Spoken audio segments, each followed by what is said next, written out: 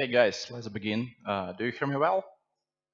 Uh, do someone have any objections to continue in English, or we can switch to the Russian? In English? Okay, deal. So let's begin. I'm wondering, does anybody know what is Kubernetes? Just raise a hand. Okay, that's awesome. Who ever used Kubernetes locally or production? Okay, and production one? That's well, great. Okay, let's begin. I'm Yevgen Nikitin. I'm working at EPAM Systems as a software engineer. So, why we're gonna use Kubernetes? I'll briefly describe why, what is Kubernetes is, and how we gonna use it, and the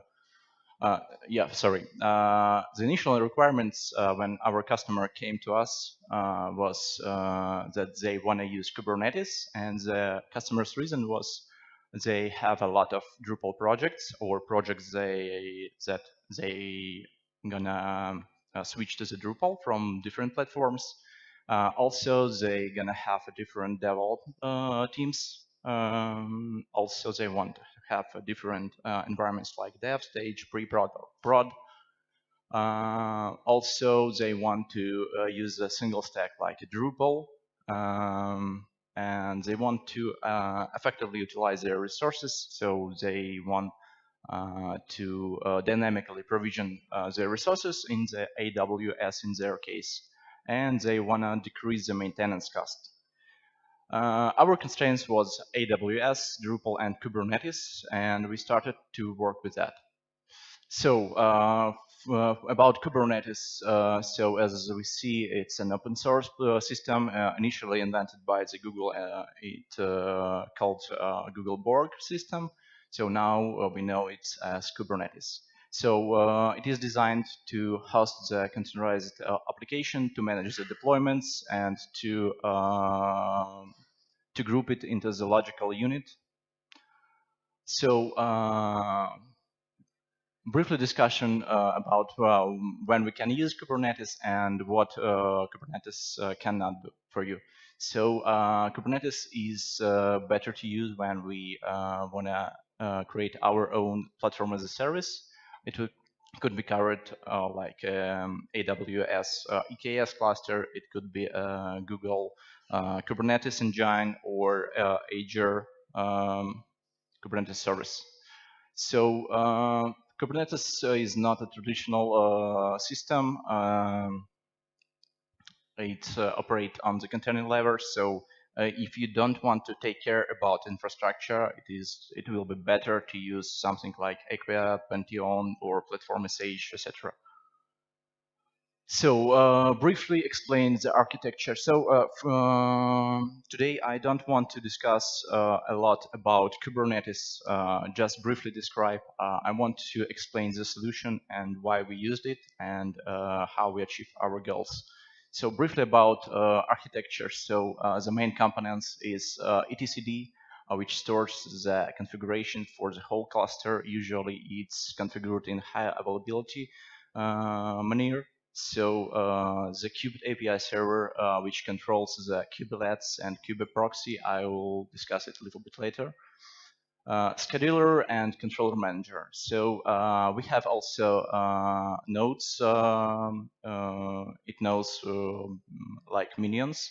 So kubelets isn't in charge of deploy the services, pods, containers, etc. And kube proxy is taking care about network connectivity between pods and Kubernetes master node. Sorry.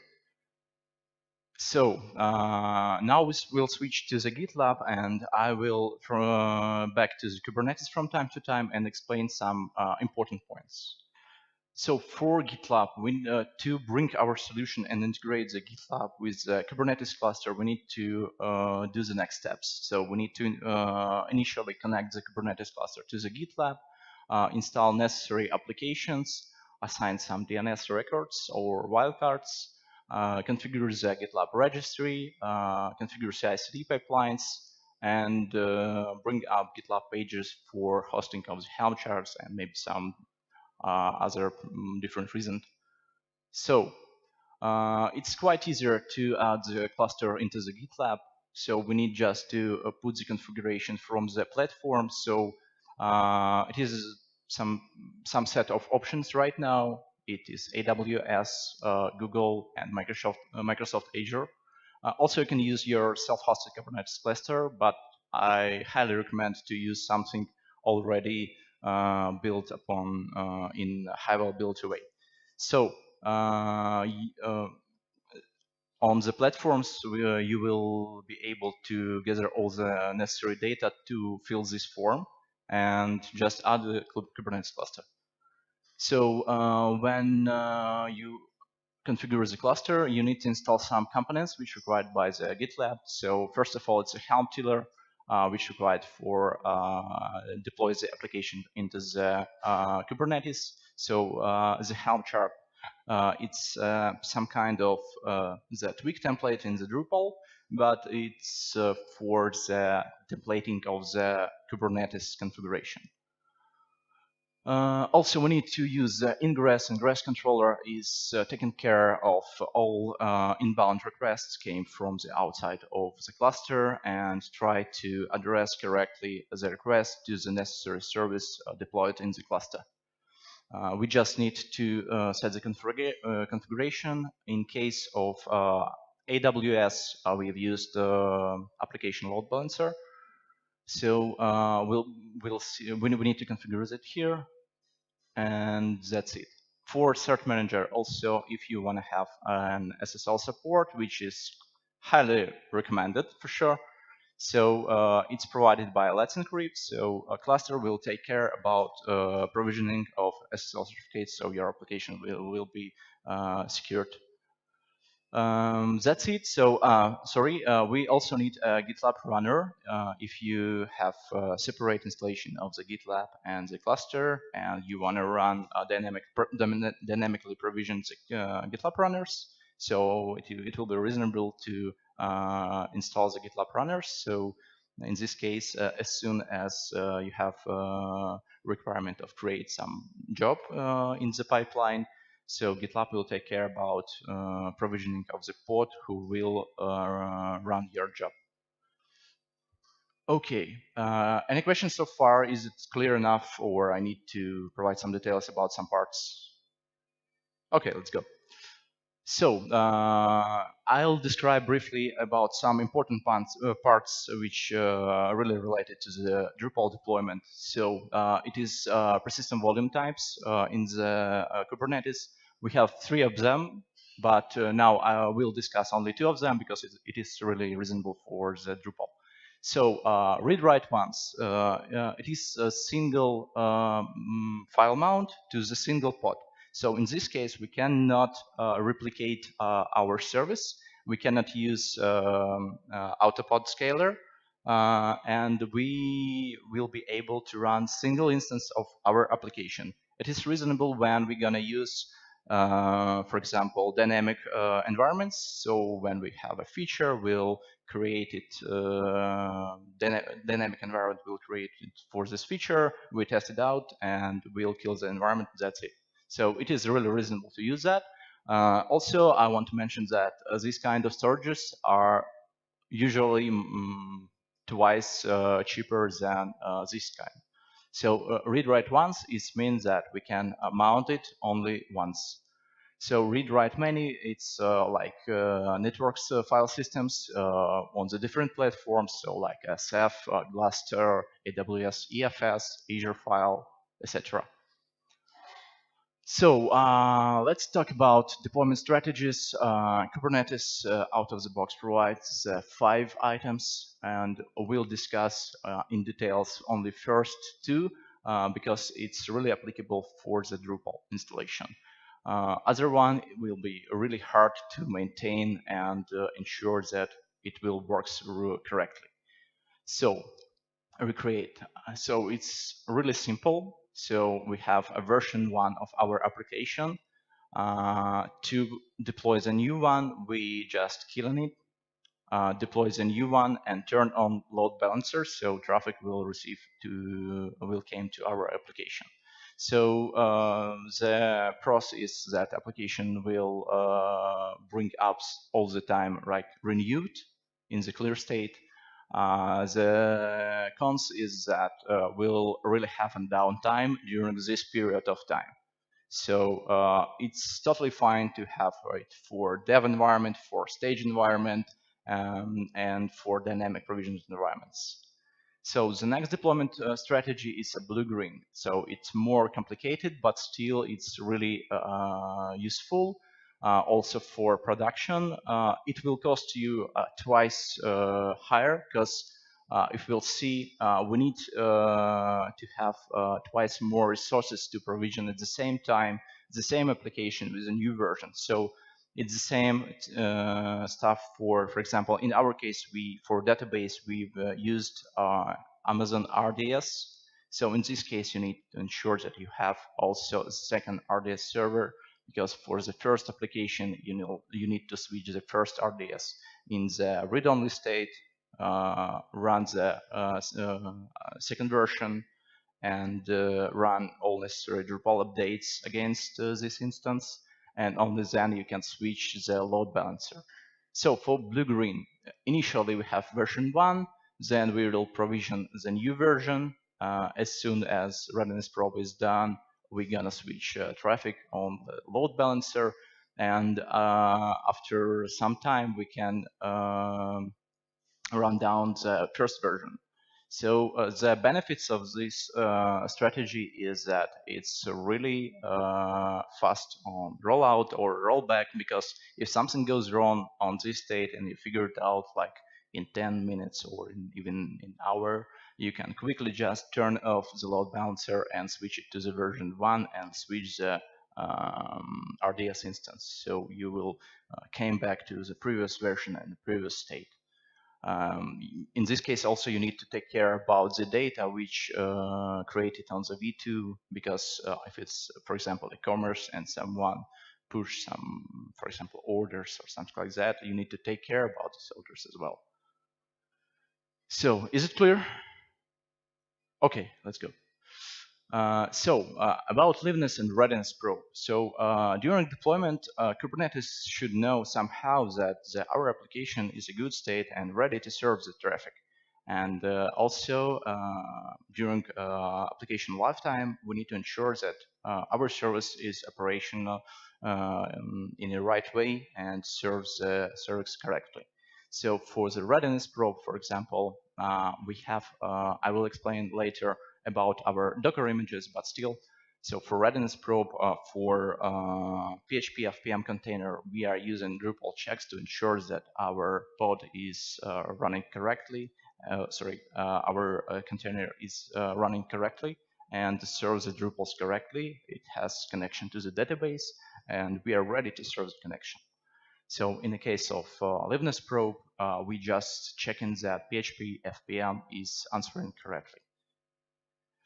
For Nginx, we just checking that we have an HTTP answer, and as well, we are checking for liveness probe. We are checking that TCP socket port 80 is answering correctly.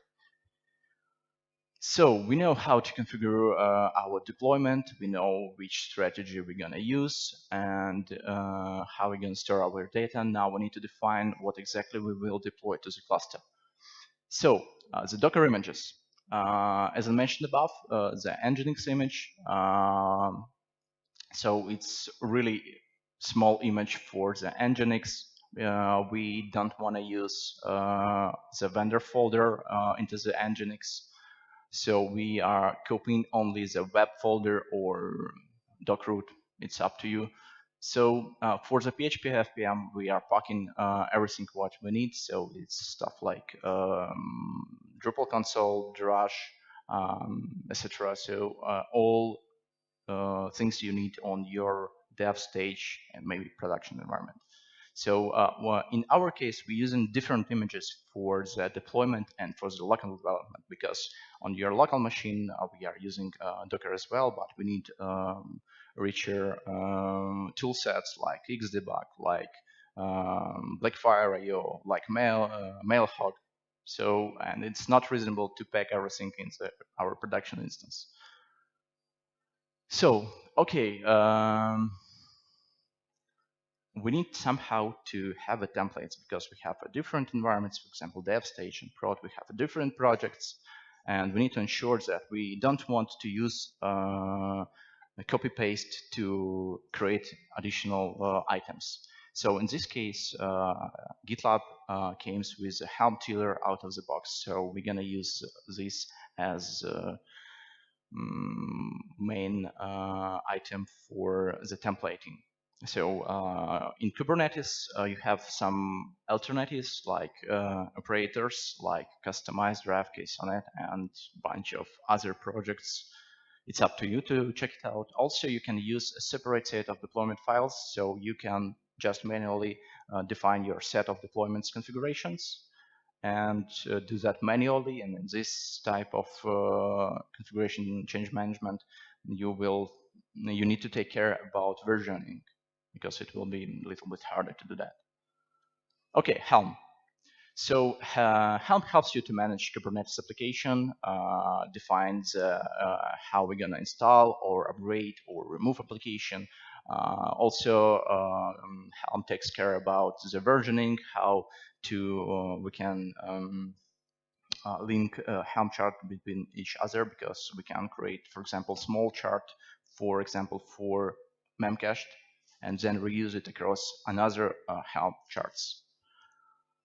Okay, briefly about architecture of the Helm chart. So, for version 2 of the Helm chart, we have two main components. So it's a tiller, which installs into the Kubernetes cluster, and the Helm CLI for control the Helm tiller and to have repositories of the charts. It is a lot of repositories available publicly, like the Google's one and any others. For the Helm chart structure, so for example, our default Drupal 1 configuration looks like that. So we have templates for the Drupal deployment. So we have configurations for the Nginx, PHP. We have a configuration for our Kubernetes deployment, for ingress controller, how we take care about the secrets and service, and the volumes which we should mount into the Drupal. Because, for example, for public or for private folders, we can take care about it if it's, for example, Amazon infrastructure can skip it and use, for example, S3 bucket to do that. But still, so the main component is chart YAML. So it just describes the version and the name. For the requirements YAML, we are going to use dependencies, like I mentioned above, that we can use the memcached, which stored in the official Kubernetes charts on the Google. And we have a condition that if in our configuration we want to use the memcache, so only in this case we'll use this subchart. So for the values is one of the main components of the Helm chart.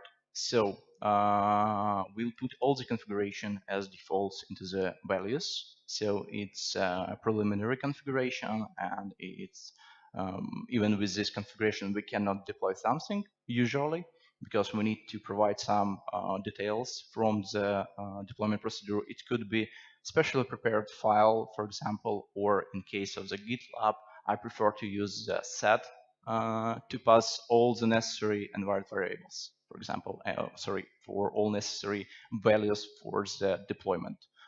Also, we can, as I mentioned above, pass the values YAML file, like ham install -f, -f. So that's it.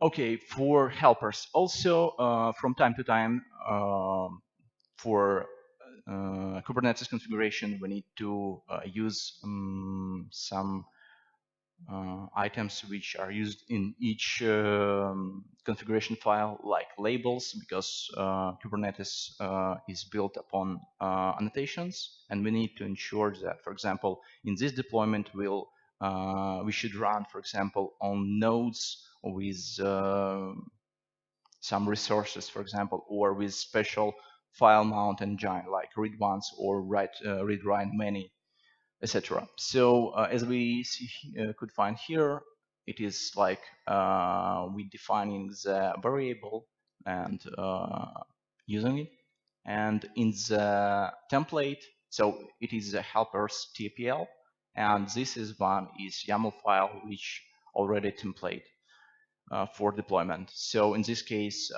we are using defined Drupal volume mounts to mount all the necessary files, for example. Okay, we know how to template it. Now we need to decide how to build it. Because it's only templates, and we need to pack it into the chart to be able to use it from the HELM console. So we solved that with, once again, GitLab CI. We'll talk about it a little bit later when we'll discuss about the stages which we're using on our installation. But mainly we can use GitLab pages to serve these static Helm charts. So it's really simple. So we just need the Helm client, builds the dependencies, provides a URL from the GitLab CI pages, sorry, for GitLab pages, and just push it as an artifact, and after that it will be deployed with your CI, with your GitLab pages URL.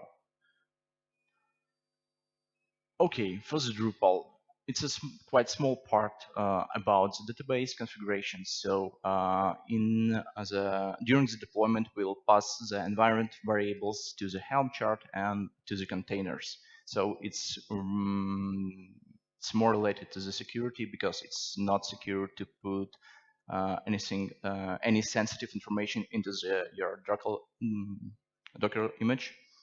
And you need to pass it as environment variable, or you need to have a third-party service like HashiCorp Vault or from Amazon or any other service. So you need to pass all sensitive information only that way. So we just passing the credentials for the database. Also for the password, we are gonna use base64 because we possibly could have some special characters. And for example, we are going to pass some data for the S3 bucket. Okay, let's go to the GitLab CI. Any questions so far? Yep.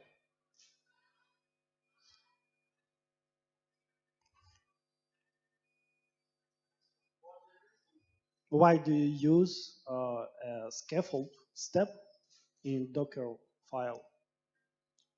Which one, sorry, for the Nginx or FPM? Back, stop. Yep. Yeah, do you see mkdir, and you have private reference state? Yep, it's just creating. Why there is? Because we need to mount into the containers this data as a separate mounts, because as you see in the Nginx we have no such data, but we have it in the PHP FPM because we need to mount it separately from the Helm chart. So in the Helm chart we define the volume mounts which could be mounted only in the existing folder. So that's why we sorry? Kubernetes does it. Why do you need to create? Kubernetes create this folder directly and mounts. So I don't see any reason for that. Maybe. I cannot answer it right now because I hope so. I put it here for some reasons during configuration. Maybe it's not necessary anymore. So maybe that's true. Thanks. Any other questions? Okay, let's go.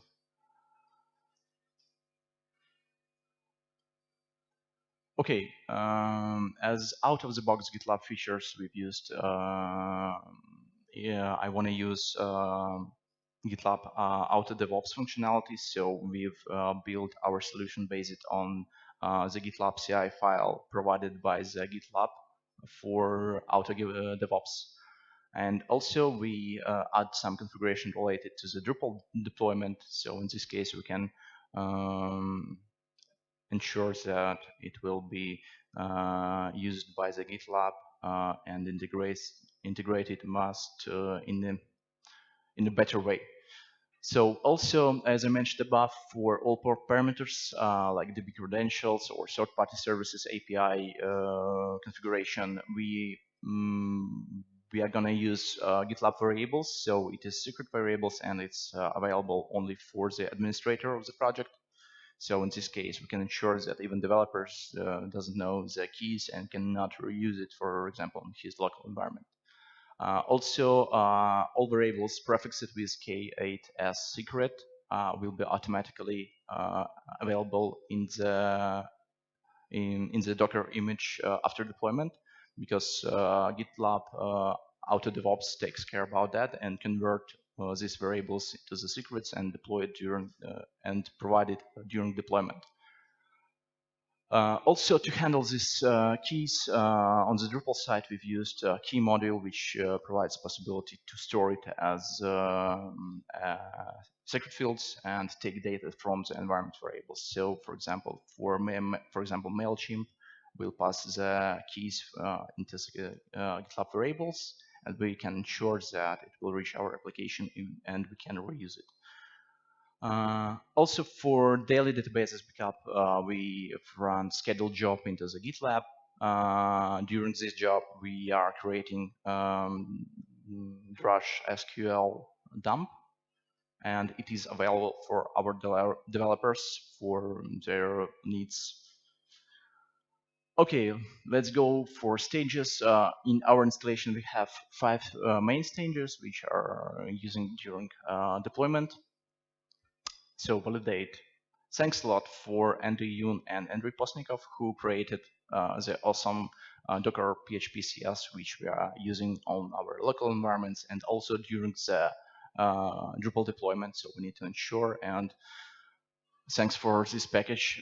It took like 7 seconds, like 6 seconds, for example. So for CI process, it's quite important because we'll discuss it a little bit later, but our whole CI/CD process should be like 5, maybe maximum 10 minutes, because otherwise developers will be not so happy with that, because they need to wait and ensure, and they should ensure that the deployments went correctly. So for the build process, these steps provided by the GitLab Auto DevOps, but we changed it a little bit. So as we can see here, we are using it against all our 3 main branches. So do you see what is here or not? Okay, so I've just briefly described. So we install the composer. We are using the request.tcmo to ensure that we use simultaneous download of our composer requirements. Also, we are taking care about our internal private packages. So we provide the token for the GitLab into the composer to ensure that we have an access to our private repos. And we run composer install. And then when everything is installed, we are building our images, Docker images. So we are using the template, which are placed in our repo of the application, and push it to the our GitLab repository. So we have GitLab registry, Docker registry, and we store all our built containers into the GitLab registry. So in this case, we have the whole solution based on only on 3 components. So it's GitLab, it's Kubernetes, and HELM. So we build the images and we're gonna deploy it. So it's, in fact, it's really easier to do that into the GitLab, because also GitLab Auto DevOps takes care about that. So we are checking that we have the correct kube domain. We are installing all dependencies related to the Kubernetes, so it's an internal GitLab stuff. we are ensuring that we have the correct named namespace related to our project. We initializing the tiller, create our secrets, and we're gonna deploy. Also, we need to provide our environment, so we need to provide an URL, and also this domain should be assigned as DNS wildcard. So it should be provisioned and assigned into DNS. It should point to your ingress controller. So in our case, it's application load balancer. Yeah. Okay, so this is how looks exactly the deployment. So we're gonna run the Helm update with install part.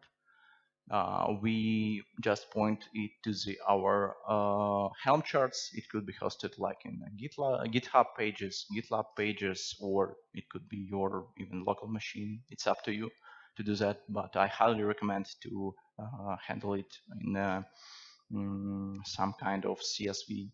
So because we need to control the versions of our charts for sure. So in our case, it's GitLab pages. Also, we'll pass some variables like PHP image, which we built before, Nginx image, some credentials for the database. These environment variables took from in our case, from the variables. You can use, for example, HashiCorp Vault or other secret storage engine. We pass some data for the S3 bucket. Also, we can say what kind of storage we're gonna use. For example, for this kind, GP2 means read write once. And also, we'll pass the URL of our project and pass the secrets. And in the last command, we are waiting on the rolling out. So during this process, we from time to time checks what's the state of the deployment, what's the state of the deployment, what's the state of the deployment. Yeah, finally we've deployed, or something went wrong and deployment process will be failed. Okay, operations. Like when we deployed, we need to run some Drupal-related operations, like revert the configuration to the file state, run database updates or entity updates. I want to say some details about entity updates. We need to ensure that in Drupal 8.7 it will be deprecated, and we'll need to write updates of the entity by hands. That's it. Right after that, we have running the Drupal application, and we need to ensure that it running correctly. So in this case, we need to run some performance tests. So in our case, we are using KSX utility, and I highly recommend to use it because it brings up possibility to measure all the details of HTTP request. So in our case, so that's it. And the configuration, so it's operate with a JS file with the script, how we gonna test it. And this JS file, that's it. So we're gonna ensure that we have correct response. So it's 200 error response code. And also we can limit the threshold. So for example, for 95 percentile, we're gonna have, for example, half a second. So if we reach this limit, our deployment will fail and we can run the rollback deployment because something went wrong, or we have not 200 response code. So that's it for that part. So that's how it looks like.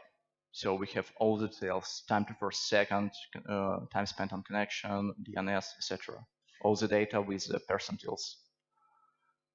Okay, for the database backup, we've used just a simple drush SQL dump, and which we stored as artifact, and our developers always can go to the GitLab and create the new one, because maybe it is necessary to have a fresh database dump, or it will be scheduled and runs during overnight. Okay. Wait a moment, I'll finish this section.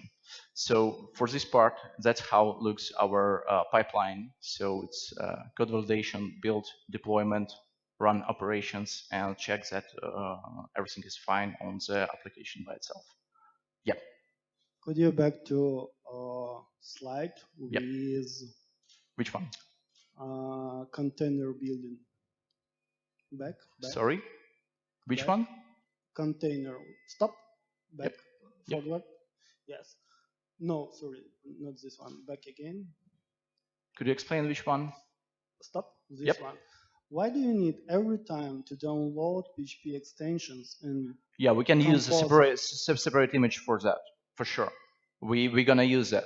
So we have no optimization for now. So for sure, for each procedure, we can proceed with a separate Docker image to have everything packed in that. So with installed Composer, or with provisioned Prestissimo, with that's it. Sorry. Yeah. So you could create separated container to build your containers. Yep. And it will reduce the time.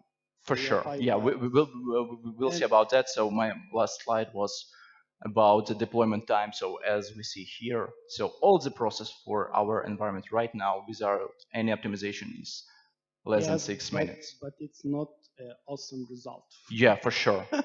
I mean, we don't want to do some optimization before we know our platform. That's why. Okay. Because we have also restrictions with our customer because they have no S3 connected to the GitLab installation. So in this case, we cannot store the cache. We are waiting on some stuff from our customer. Sorry, I need to go further to finish it just a little bit, okay? Okay. We'll continue discussion later. So for the Satis is our private Composer repo because in our project we have a set of the project which use shared modules. In this case, we defined that we're gonna use the Satis and provide possibility to have our own packages.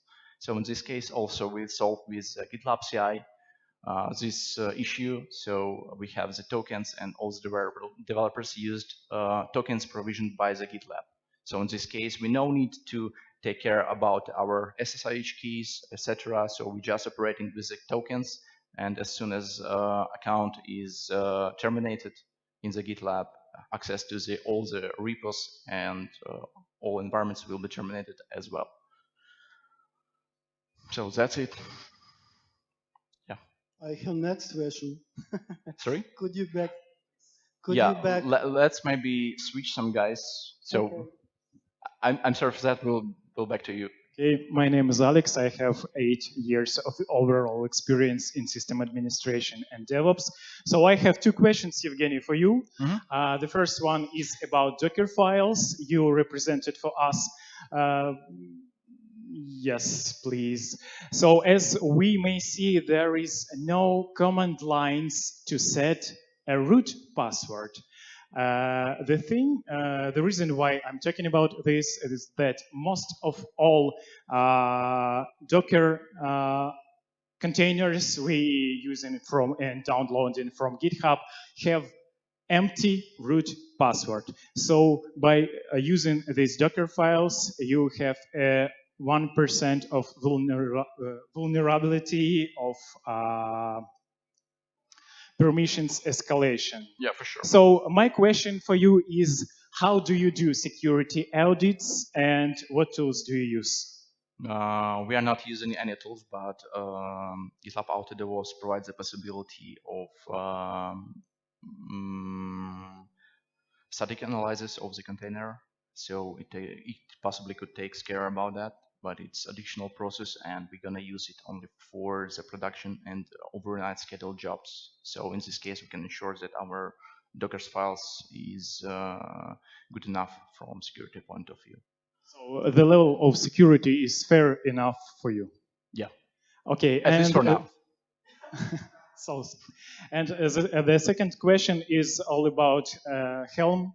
As you may know, HELM has a very specific thing. It doesn't act like usual package managers like we used to use in operation system. It doesn't track the state of objects he is creating in Kubernetes. Not exactly. It works like a usual text preprocessor. It just pushes the command to Kubernetes, and Kubernetes creates the objects. So my question is, this leads to some issues. They are occasional. For example, some network services cannot up, or some pods cannot up, so they are just looping and cannot start.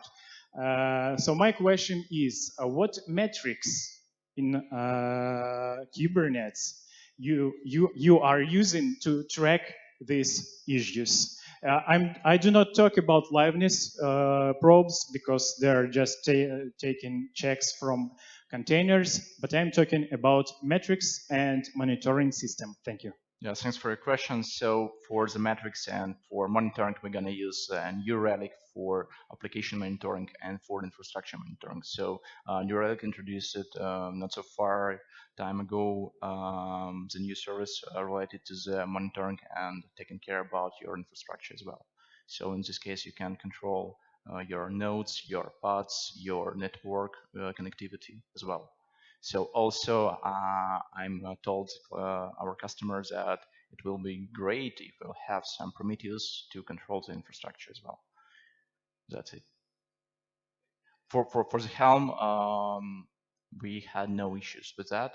So for Helm, you have possibility to roll back, and that's in fact the only thing that I'm taking care about. So we have no issues with the Helm. Otherwise, we'll try to switch it. I know about that issues, and Helm version 3 gonna resolve it. So they will operate with operators in terms of Kubernetes. Thanks. Why do you use raw SQL importing? Sorry? Why do you use raw SQL importing? Raw SQL import? Yes. Because it's a Drupal native, and I don't want to. But your for infrastructure developer. on Kubernetes, you could use volume copy. We are talking about database, so yes. We are hosting it in the RDS, and we can create the backups via API to call the RDS. But it's for dev purposes, and we are fine with that. For production copies, we are using RDS services to do that. Okay. Thanks a lot.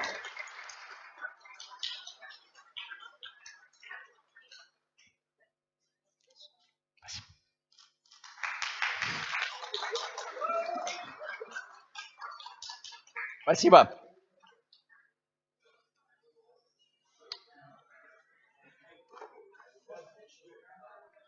Да? Сейчас.